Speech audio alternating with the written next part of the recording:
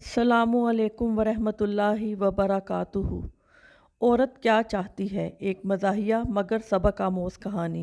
एक आलिम को फांसी लगने वाली थी।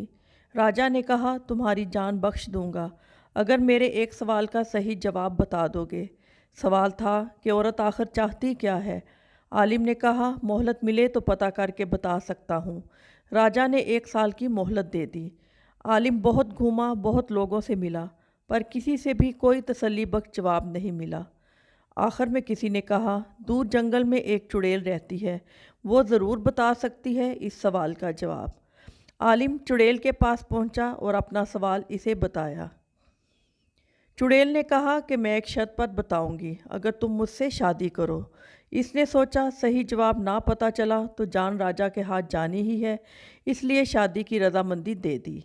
शादी होने के बाद चुड़ैल ने कहा, चूँकि तुमने मेरी बात मान ली है तो मैं तुम्हें खुश करने के लिए फ़ैसला किया है कि 12 घंटे मैं चुड़ैल और 12 घंटे खूबसूरत परी बन के रहूँगी।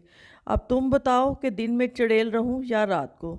इसने सोचा, अगर ये दिन में चुड़ैल हुई तो दिन नहीं गुजरेगा और रात में हुई तो रात नहीं गुजरेगी। फिर मैं इस आलिम ने कहा, जब तुम्हारा दिल करे परी बन जाना, जब दिल करे चुड़ैल बन जाना। ये बात सुनकर चुड़ैल ने खुश होकर कहा, चूँकि तुमने मुझे अपनी मर्ज़ी की छूट दे दी है तो मैं हमेशा ही परी बन के रहा करूँगी। आखिर में इस सवाल का जवाब यही है, औरत हमेशा अपनी मर्ज़ी का करना चाहती है। अगर औरत को अपनी मर्ज़ी का करने दोगे तो वो परी बनकर रहेगी, अगर नहीं करने दोगे तो वो चुड़ैल बनकर रहेगी।